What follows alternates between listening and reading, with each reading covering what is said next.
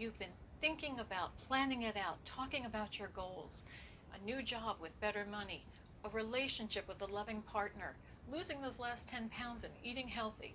But as soon as you start to take action, a million excuses come into your head as to why it won't work. Or distractions pop up and you decide, oh, I'll put it off till later. If this pattern shows up every time you think of doing the things that will help you create a better life for yourself, then you're self-sabotaging. In today's video, I'm going to help you identify why you self-sabotage and give you tips to help you release the habit. What is self-sabotage?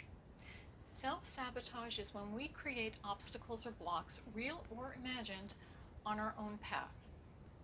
Self-sabotage is the ego mind on hyper alert. Now, the ego mind has a job, and that is to protect you. But if we leave it to its own devices, it will act like a stressed out, worried, over-anxious, overprotective parent.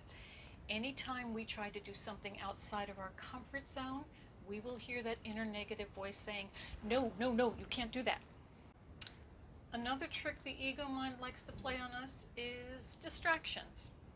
I've got to update my resume, but my favorite TV show is on in 3 minutes, so I'll get to my resume after I watch this TV show. And then when the TV show is over, you're tired, you're just not in the mood, and you never get to taking care of that thing that you said you were going to do. Another way the ego mind tricks us is perfectionism. I'll move on with that project or do that thing once I perfected it. But the problem is there's no such thing as perfection, so we're never going to move on with whatever it is we said we would do. If we allow the ego mind to have its way and run amok, we are going to limit our personal growth, our success, and our happiness. So here are a few tips to help you release the habit of self-sabotage. The first one is to just be self-aware. Be aware that you're doing it. And quit the negative self-talk. It's really important.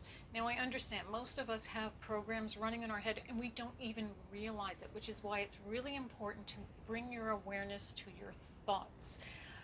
When you feel or when you hear yourself having a negative thought about yourself or about the possibility of something you're trying to do, stop it and instead replace that thought with a positive, encouraging thought. Another thing that's really good to do is stop saying I can't. Now, it's really difficult for most people who are used to saying I can't, or it won't work, I can't, to go make that leap of faith to I can. It's an uncomfortable feeling for most of us. So a good way to get to that new space is instead of saying I can't, say, well, I can try. And that way you're not committing to the I can yet, but it's going to help move you away from the I can't. I don't know how this is going to work, but I can try. Trust me, it does work. And when you change your thoughts, it changes your behavior, which will then also change the outcome, and that's what we're seeking, that positive outcome. So be very, very mindful of your thoughts. Another really good thing to do is to have an accountability partner. You have a higher rate of success if you have an accountability partner. Now, this is someone who will, without judgment, hold you to this commitment that you want to achieve. And it's always good to find someone who is themselves trying to achieve some kind of a goal, because then you can hold each other accountable. A lot of very successful organizations like Weight Watchers or AA have accountability partners, and that's why they're successful organizations. You can also find a coach. A life coach does the same thing. They will help you set goals and be accountable to achieving those goals. Another good tip is to set SMART goals. A SMART goal is a specific, tangible step that you can take toward your goal with a measurable, tangible result. It has to be a step that is achievable for you. In other words, not outside your skill set, something you can do.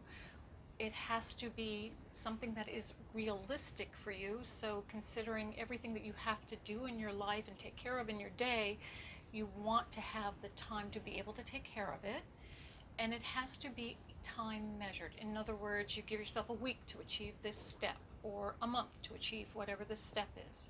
If you can set SMART goals, it will help you to break down the process of achieving whatever this insurmountable goal is that you have, and you have a better chance of getting there. Again, a coach will help you with that, but you can do this sort of thing with a friend as well. Give these tips a try and let me know how they're working for you. I would love to hear. Thank you so much for joining me here today. I hope those tips were helpful for you. As always, remember you can connect with me on social media. The links are below in the description box. If you have a comment or suggestion for a video, please let me know. Put it in the comment section below. I would love to hear from you. And as always, remember, you are a spark of the divine. Share your light with the world. Blessings.